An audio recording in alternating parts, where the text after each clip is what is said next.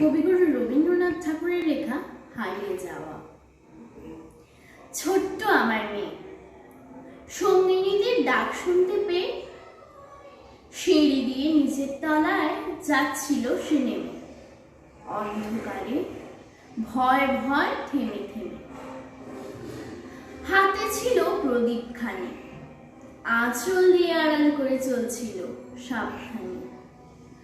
আমি ছিলাম ছাতে, তারায় ভরা চৈত্র মাসের রাতে।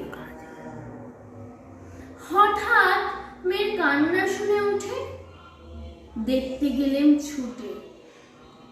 সিঁড়ির মধ্যে যেতে যেতে প্রদীপটা তার নিভে গেছে বাতাসেতে।